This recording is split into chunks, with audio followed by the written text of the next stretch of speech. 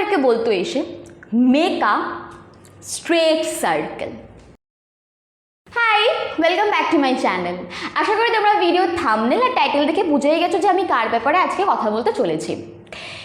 এবার আমি আর একবার তোমাদেরকে বলে দিই, সেটা হচ্ছে কি types of teacher I have faced in my life. আমি কিন্তু একবারও বলছি না যে তোমরা সবাই এটার সাথে রিলেট করতে পারো। আমি আজকে আমার এক্সপিরিয়েন্সটা তোমাদের সবার সাথে হচ্ছে কি তুলে ধরার চেষ্টা করছি।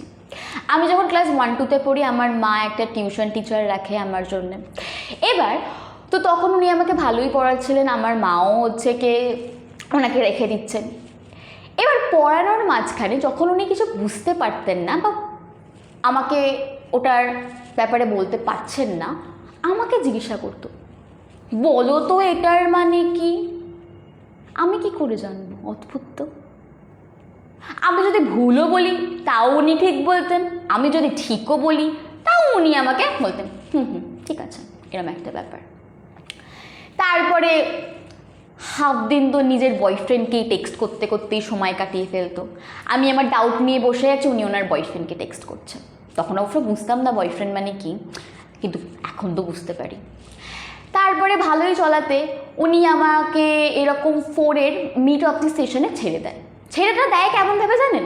আমাকে একবার ফোন করে জানায়নি, মানে আমার মাকে, যে উনি আমাকে পড়াতে আসবেন না। উনি আমাকে বলছে যে আমি আসলে পড়াবো না। যখন আমার মাকে না ওনাকে ফোন করে জিজ্ঞাসা করে যে তুমি কেন আসছো না আমার মেয়েকে পড়াতে। ওনার নাকি বিয়ে ঠিক হয়ে গেছে, তো এখন নাকি বাড়ির লোকজন বলেছে যে আসতে না, কারণ কি আমার বাড়ি থেকে ওনার বাড়ি আসার রাস্তার মধ্যে একটা রেল লাইন পড়ে।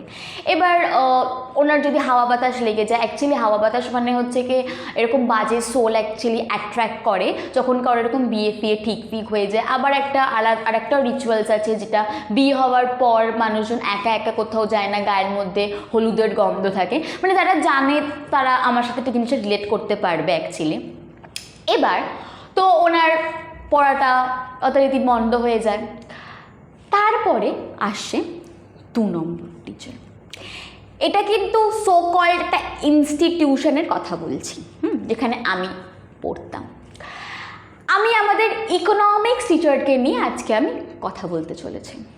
মিস সকালবেলা আমাদের ক্লাসে আসতো, যখন ওনার পিরিয়ড থাকতো সকালবেলা এসে উনি ছাতু খেতেন।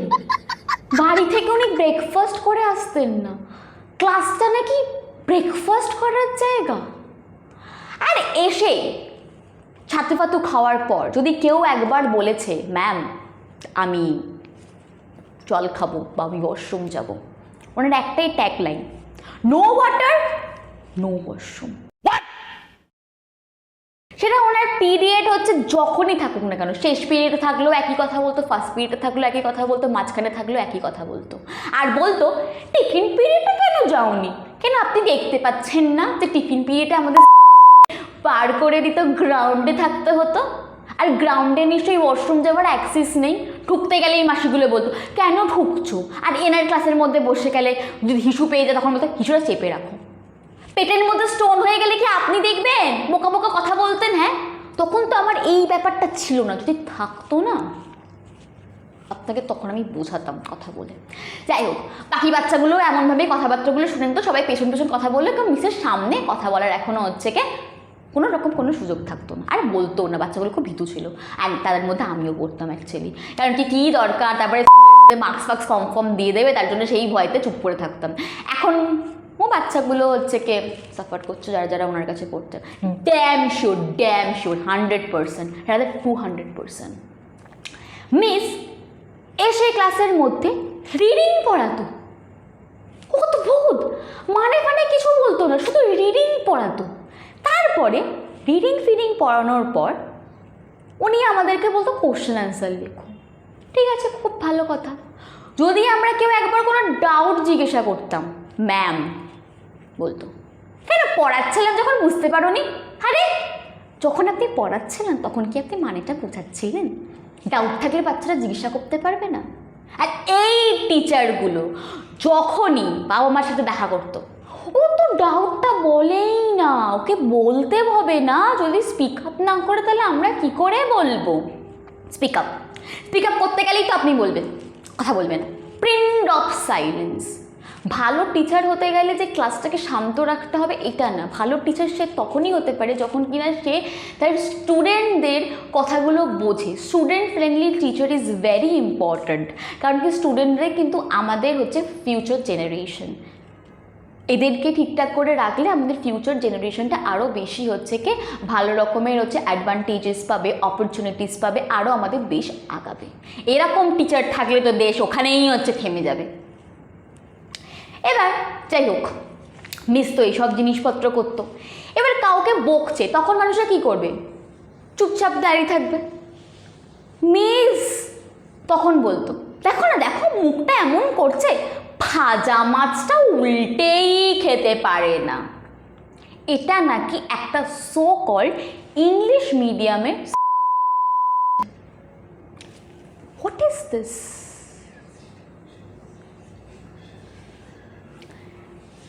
এবার এই ইনস্টিটিউশনে টিচার এইরকম যদি করে তাহলে আমরা হচ্ছে কি আউটকাম পেতে পারি স্টুডেন্টদের থেকে? এবার আসছি আমরা 3 নম্বর টিচার।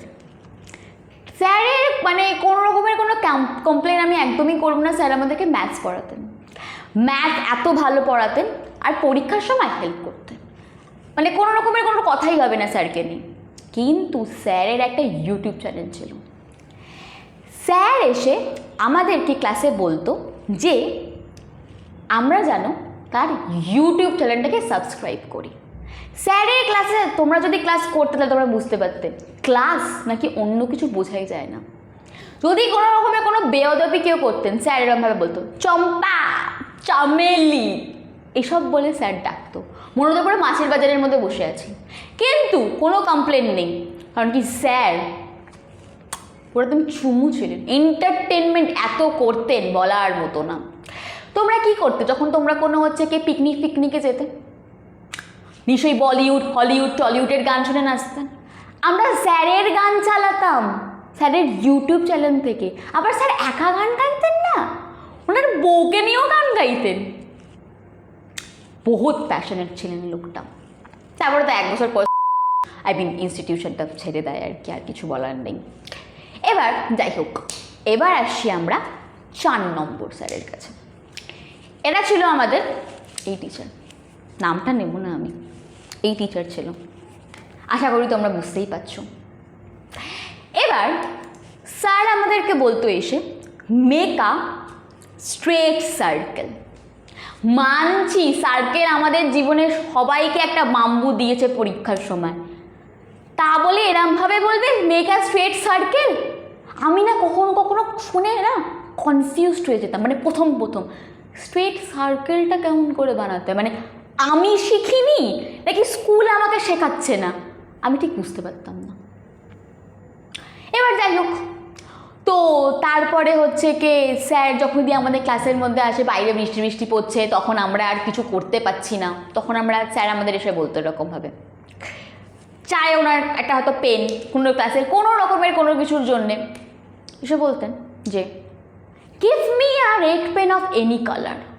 হ্যাঁ, রেড পেন এনি কালার হয়? নিশ্চয়ই হয়, আলবাত হয়। তুমি জানো না, আমি জানি না, কোম্পানিরা বানায়নি, স্যার জানে। অবশ্যই রেডের কতগুলো শেড হয়, ডার্ক রেড হয়, চেরি রেড হয়, আমরা জানি না, আর কোম্পানি বানায়নি, কিন্তু স্যার জানে। এবার স্যার আমাদেরকে বলতো যখন আমরা হচ্ছে কি এই ক্লাসটায় যেতাম যে boys come this side, girls come this side, and others come in the middle. কি বুঝলে? স্যার কিন্তু আমাদের সবার থেকে একদম আহেড।